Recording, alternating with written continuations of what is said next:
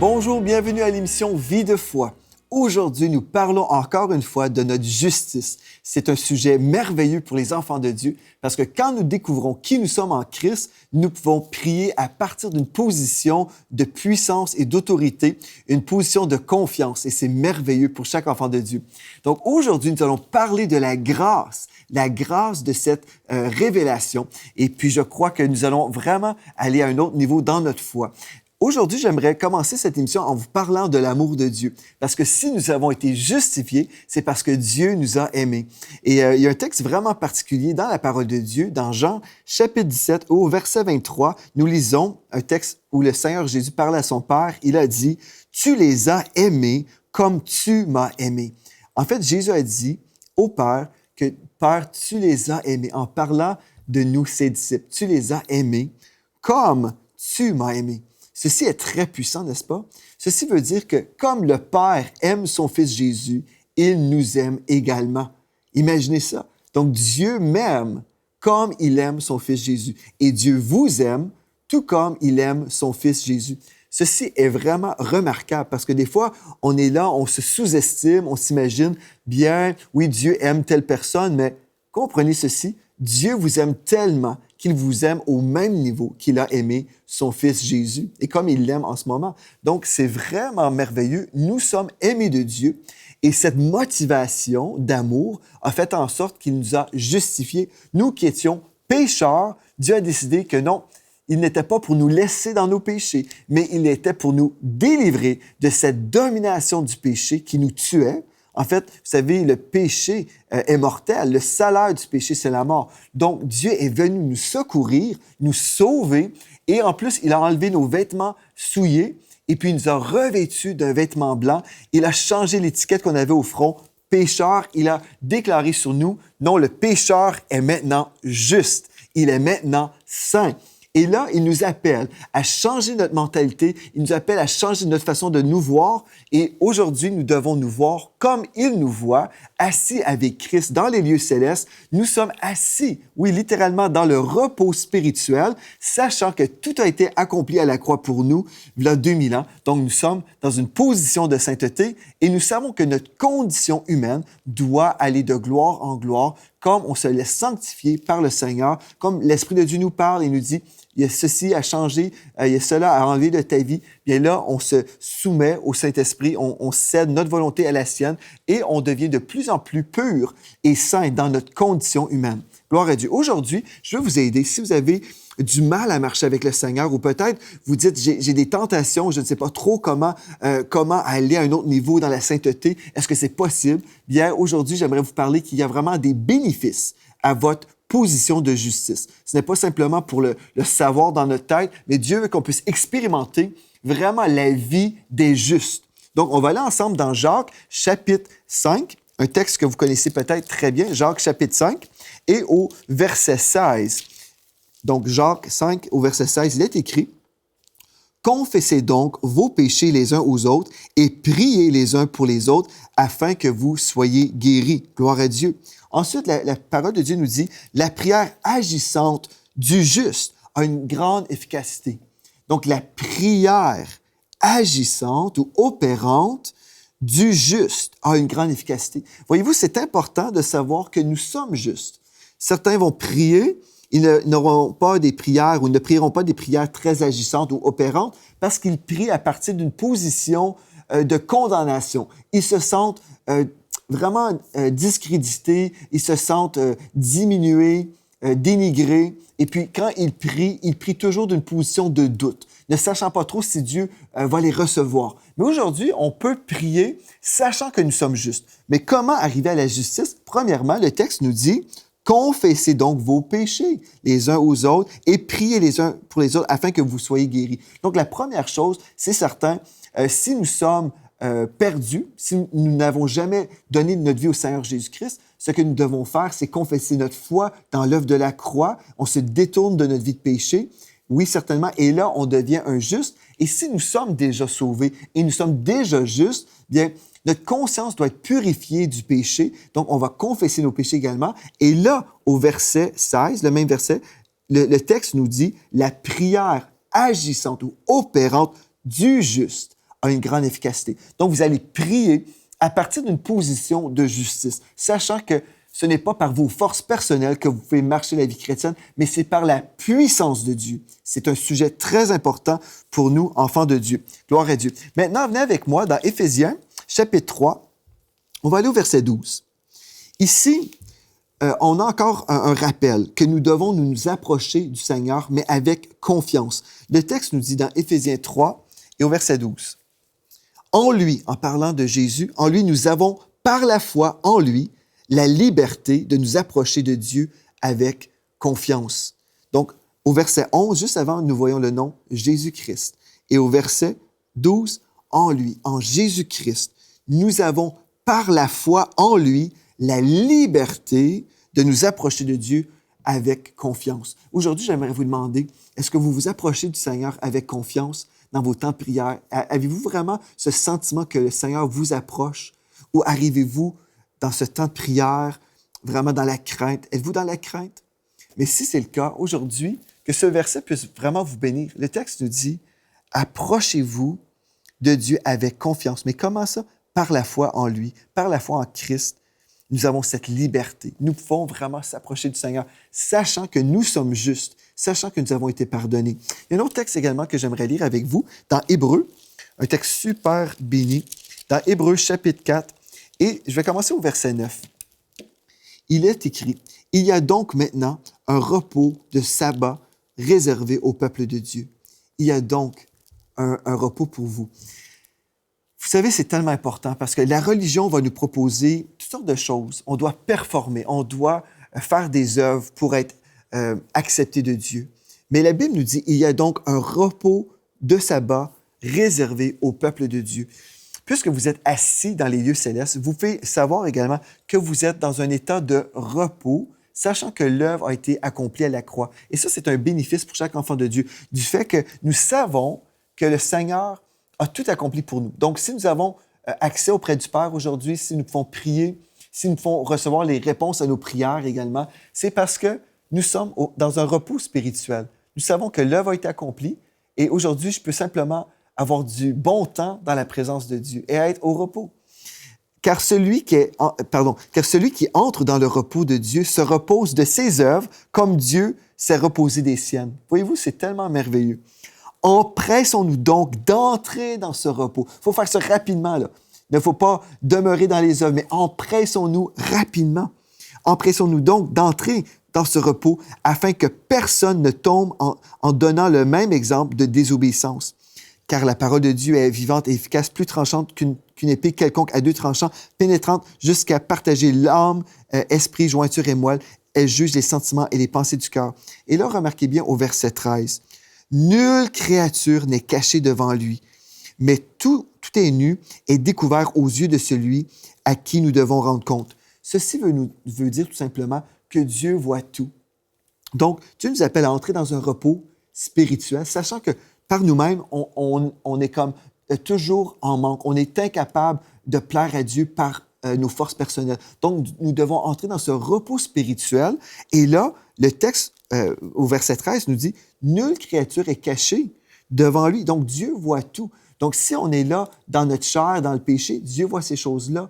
Donc, c'est important pour nous d'entrer dans le repos pour pouvoir marcher dans la victoire. Au verset 14, « Ainsi, puisque nous avons un grand souverain sacrificateur qui a traversé les cieux, Jésus, le Fils de Dieu, demeurons fermes dans la foi que nous professons. » Donc, nous demeurons fermes dans la foi du Seigneur, sachant que c'est sa puissance en nous qui nous permet de vivre victorieusement. Car nous n'avons pas un souverain sacrificateur qui ne puisse compatir à nos faiblesses. Au contraire, il a été tenté comme nous en toutes choses sans commettre de péché. Au verset 16, « Approchons-nous donc avec assurance du trône de la grâce afin d'obtenir miséricorde et de trouver grâce pour être secourus dans nos besoins. » Ce texte-là est tellement merveilleux parce que le Seigneur nous dit ici, « Entrez dans mon repos. De toute façon, je vois tout ce qui se passe. Donc, si vous essayez par vos propres forces, je vais le savoir. Et de toute façon, je suis au courant que vous avez des tentations. Et Jésus a été tenté comme vous en toutes choses et pourtant, il n'a jamais chuté. Donc, il y a un chemin de victoire possible pour vous, mais pour y arriver, vous devez vous approcher du trône de la grâce pour obtenir miséricorde. Donc, je vais m'approcher, mais si j'ai la conscience du péché qui est toujours sur moi, qui m'écrase, je ne peux pas répondre à l'appel divin qui dit « Approchons-nous donc avec assurance du trône de la grâce ». Non, je vais m'approcher avec crainte et de la mauvaise sorte, pas la révérence ou la crainte de Dieu dans le bon sens, mais avec une peur d'être rejeté ou une peur que je suis toujours toujours dénigré et inférieur et indigne. Mais Dieu dit non, non, non, approchez-vous avec assurance. Et là, Dieu, ce qu'il veut faire, c'est nous donner la victoire sur le péché. C'est ça qu'il veut, en fait. Parce que quand je connais qui je suis, bon, on a dit à répétition pendant cette série, si je sais que je suis saint, je vais pouvoir marcher dans la sainteté parce que l'homme est comme les pensées de son âme. Donc, je sais que je suis saint, mais là, Dieu veut que je comprenne comment la sainteté fonctionne. Et ça, c'est un des bénéfices de la justice, un des bénéfices de notre connaissance ou de notre renouvellement, de notre conscience. C'est vraiment le fait que je sais aujourd'hui que je peux marcher d'une façon sainte. Donc, Dieu veut que je puisse comprendre comment fonctionne la victoire, si on veut. Dieu veut me donner la victoire sur la nature pécheresse. 1 Corinthiens 6, verset 11, nous dit, en parlant du péché, si vous lisez les versets avant, dans 1 Corinthiens 6, nous voyons l'énumération de plusieurs péchés. Et là, au verset 11, nous lisons, « Et c'est là ce que vous étiez quelques-uns de vous. Vous étiez pécheurs, mais vous avez été lavés, vous avez été sanctifiés, vous avez été justifiés au nom du Seigneur Jésus-Christ et par l'Esprit de notre Dieu. » Voyez-vous, donc, Dieu connaît toutes choses. Il sait aussi que nous étions autrefois dans le péché, mais à cause de l'œuvre de la croix, nous avons été sanctifiés et justifiés, certainement lavés. Gloire à Dieu. OK, mais là, vous dites, ceci a été fait pour moi, mais après, là, pour vivre dans ma justice, comment faire pour avancer dans la victoire tous les jours? Bon, bien, premièrement, vous devez savoir que vous êtes appelés à vivre dans la victoire et que c'est possible et que vous allez régner dans cette vie, dans la victoire. Oui, absolument. Romains 5, 17 nous dit, « Si par l'offense d'un seul, la mort a régné par lui seul, à plus forte raison, ceux qui reçoivent l'abondance de la grâce et du don de la justice régneront-ils dans la vie par Jésus-Christ lui seul. » Donc, vous allez régner dans cette vie. Régner sur quoi, là? Vous allez régner sur la nature pécheresse. Vous allez régner dans cette vie. Pourquoi? Parce que vous avez reçu l'abondance de la grâce. Et maintenant, on va aller dans Romains, chapitre 7, et vous verrez ici, non seulement vous allez vous approcher de Dieu avec confiance, sans aucun sentiment d'infériorité, d'injustice, mais vous allez vous présenter devant le Seigneur, mais vous allez aussi découvrir aujourd'hui un des bénéfices de cette justice, c'est savoir comment marcher dans la victoire tous les jours de notre vie. C'est tellement, tellement merveilleux de découvrir et d'expérimenter la victoire de notre justice. Donc, je vais aller dans Romains, chapitre 7, et puis on va commencer au verset, on va commencer au verset 7. Donc, Romains 7, 7. Que dirons-nous donc? La loi est-elle péché? Loin de là, mais je n'ai connu le péché que par la loi, car je n'aurais pas connu la convoitise si la loi n'avait dit « tu ne convoiteras pas ». Donc, une des choses ici, la loi révèle, en fait, notre péché. La loi révèle toujours le péché, mais la grâce de Dieu nous révèle un nouveau chemin, le chemin de la sainteté. Donc, au verset 14 du même chapitre, « Nous savons en effet que la loi est spirituelle, mais moi je suis charnel, vendu au péché. » Quand l'apôtre Paul écrivait ce texte-là, et quand il a dit « mais moi je suis charnel, vendu au péché », il ne se référait pas à son homme intérieur ou l'homme régénéré, l'homme de l'esprit. L'apôtre Paul ici nous parle de sa chair. Remarquez bien, nous savons en effet que la loi est spirituelle, mais moi je suis charnel, vendu au péché. Et Dieu ne veut pas qu'on pense comme ça, là. Il ne veut pas qu'on se voit comme étant vendu au péché, mais plutôt vendu comme esclave de la justice. Mais comment être esclave de la justice? Mais c'est en découvrant que je suis juste aujourd'hui. OK, je poursuis. Au verset 15. « Car je ne sais pas ce que je fais, et je ne fais point ce que je veux, et je fais ce que je hais. » Ça, c'est le témoignage de plusieurs chrétiens. Mais aujourd'hui, en parlant des bénéfices de notre justice, vous allez découvrir que la victoire est assurée pour vous. « Or, si je fais ce que je ne veux pas, je reconnais par là que la loi est bonne, et maintenant, ce n'est plus moi qui le fais, mais c'est le péché qui habite en moi. » Ce n'est plus moi, ce n'est pas mon esprit qui le fait, là. C'est pas le vrai Joel Spinks qui le fait, mais c'est le péché ou la nature pécheresse qui habite en moi. Certains diront que la nature pécheresse n'existe plus dans la vie du chrétien parce que nous avons reçu la nature de Dieu. Mais en fait, en lisant ce texte-là, nous verrons que ce n'est pas la réalité. Malheureusement, je dois vous avouer que si vous voulez pécher, vous pouvez encore pécher. Vous avez encore la capacité de pécher, prouvant que la nature pécheresse est encore là. Il y a vraiment deux natures, la nature divine en vous, mais il y a aussi la nature dans votre chair qui est toujours présente. Et vous devez apprendre à ne plus être dirigé par la chair, mais être dirigé par l'esprit. Bon, au verset 18 du même chapitre, Romains 7, 18, « Ce qui est bon, je le sais, n'habite pas en moi, c'est-à-dire dans ma chair. J'ai la volonté, mais non le pouvoir de le faire. Car je ne fais pas le bien que je veux et je fais le mal que je ne veux pas. Et si je fais ce que je ne veux pas, ce n'est plus moi qui le fais, c'est le péché ou la nature pécheresse en moi. Je trouve donc en moi cette loi. Quand je veux faire le bien, le mal est attaché à moi. » Remarquez bien au verset 22. « Car je prends plaisir à la loi de Dieu selon l'homme intérieur. » Donc, selon l'esprit, on veut plaire à Dieu, n'est-ce pas? Donc, je prends plaisir à la loi de Dieu selon l'homme intérieur. Mais je vois dans mes membres une autre loi qui lutte contre la loi de mon entendement et qui me rend captif de la loi du péché qui est dans mes membres. Voyez-vous, il y a vraiment une lutte. Certains diront, non, il n'y a aucune lutte pour nous en tant qu'enfants de Dieu parce que nous sommes une nouvelle créature. Toutes choses sont passées, voici, toutes choses sont devenues nouvelles.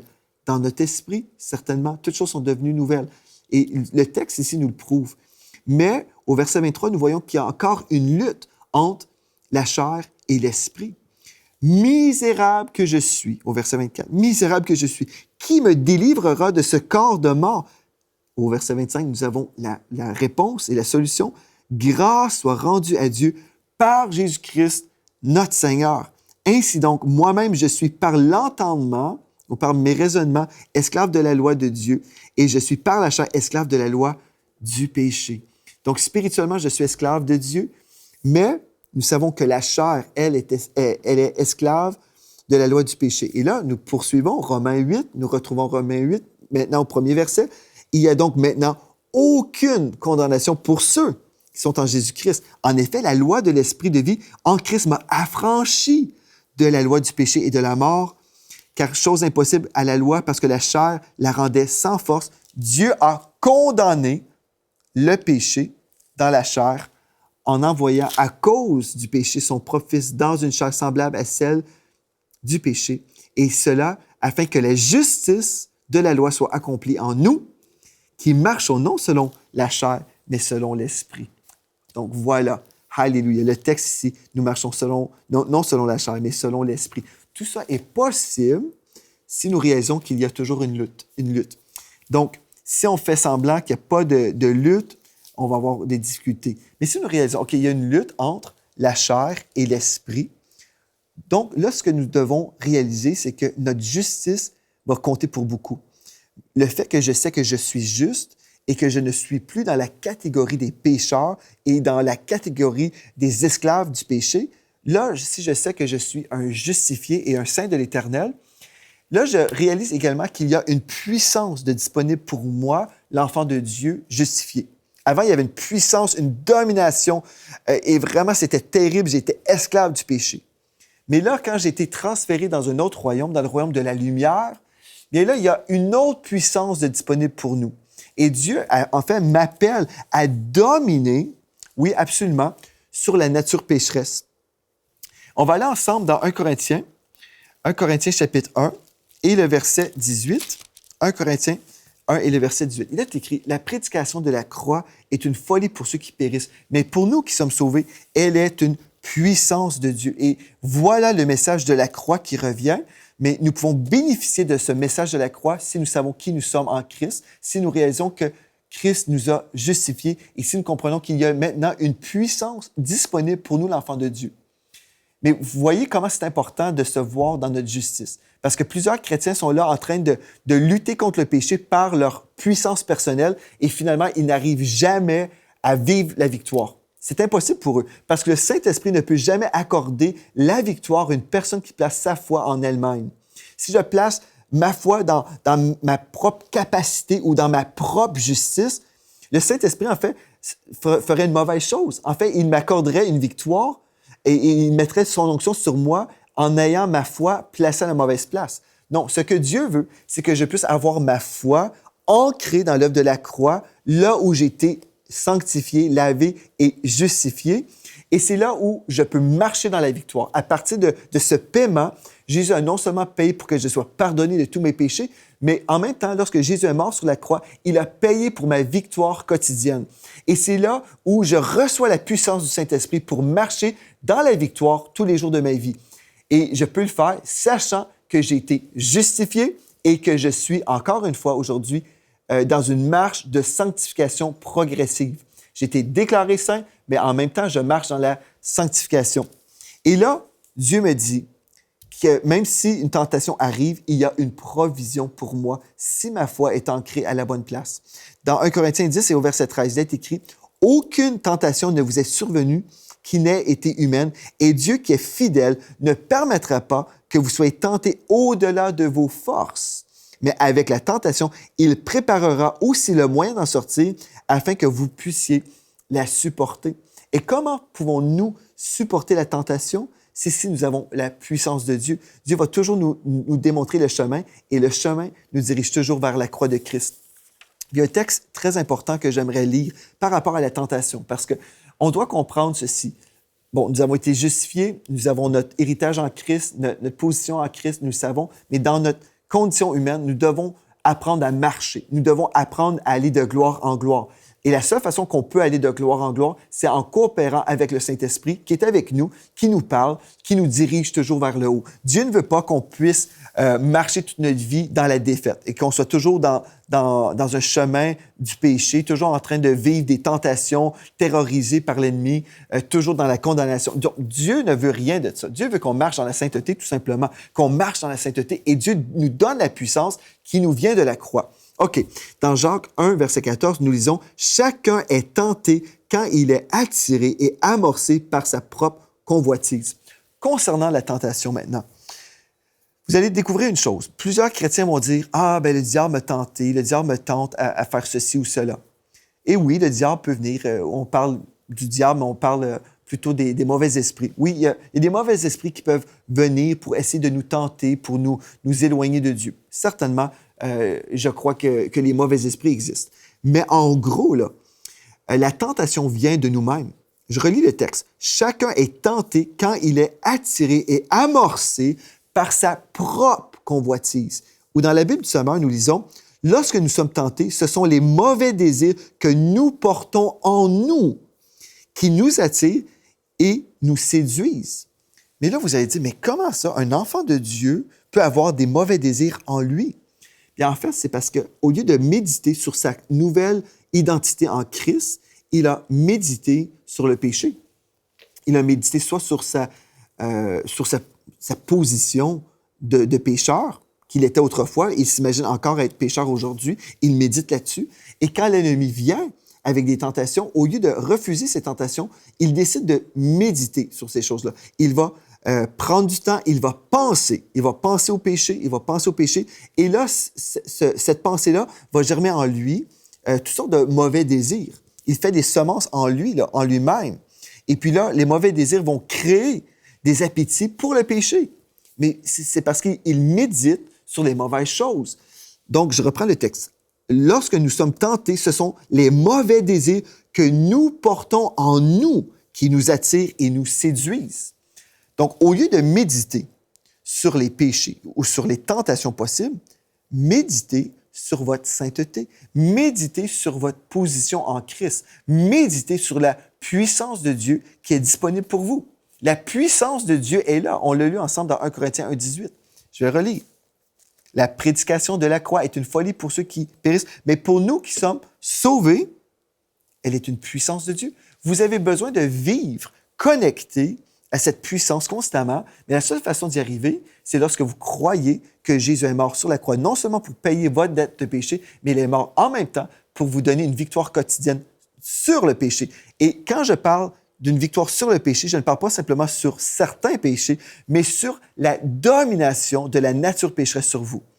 On peut faire semblant que la nature pécheresse n'existe plus, Mais soyons réalistes. La nature pécheresse est toujours là, mais elle peut être comme débranchée, OK? Totalement inactive, parce que vous êtes connecté avec la puissance de Dieu et vous êtes dirigé ou dominé par la puissance de Dieu et vous êtes dominé par votre nouvelle nature, ou votre nouvelle nature domine sur la chair.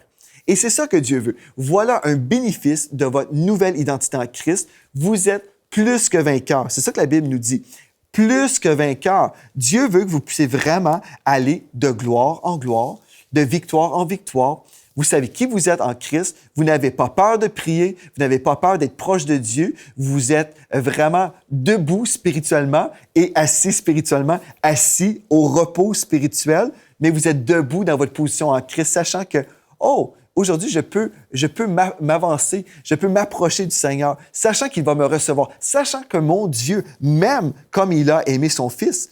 Donc, j'ai un sentiment d'amour, j'ai un sentiment d'être reçu, d'être béni de Dieu. Wow! C'est merveilleux, n'est-ce pas? Dieu ne veut pas qu'on soit loin de lui, dans la condamnation. Ça, c'est le diable. Le diable veut vous condamner. Le diable veut vous éloigner de Dieu. Vous allez vivre avec un sentiment de honte, d'humiliation. Ça, c'est l'œuvre du diable. La Bible nous dit qu'il est l'accusateur des frères. Mais Dieu veut que vous puissiez être proche de son cœur et entendre son cœur. Il veut que vous puissiez entendre sa voix lorsqu'il vous parle, lorsqu'il vous chuchote des belles paroles, lorsqu'il vous remplit d'espoir, lorsqu'il vous révèle des choses, même sur votre famille, sur les personnes qui vous entourent. Le Seigneur, le Seigneur Dieu, notre Père Céleste, veut que vous soyez proche de son cœur. Et vous pouvez y arriver si vous connaissez qui vous êtes en Christ. Et gloire à Dieu, nous pouvons dire merci Seigneur parce que tu nous as justifiés. Merci Seigneur parce que tu nous as lavés, tu nous as sanctifiés. Et tout ce que nous avons est une grâce.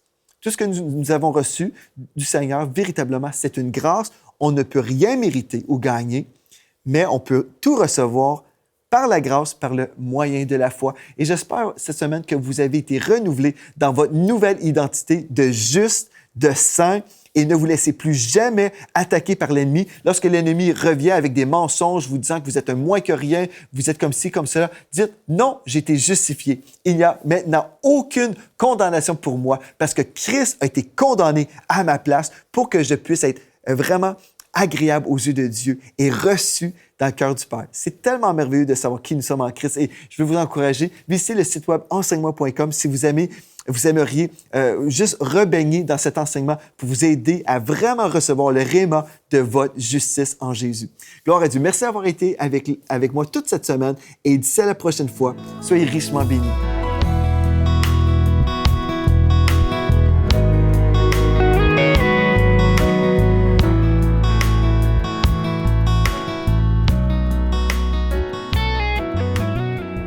Cette émission est rendue possible grâce au précieux soutien des partenaires d'Enseigne-moi Canal International. Retrouvez tous nos programmes sur emcitv.com.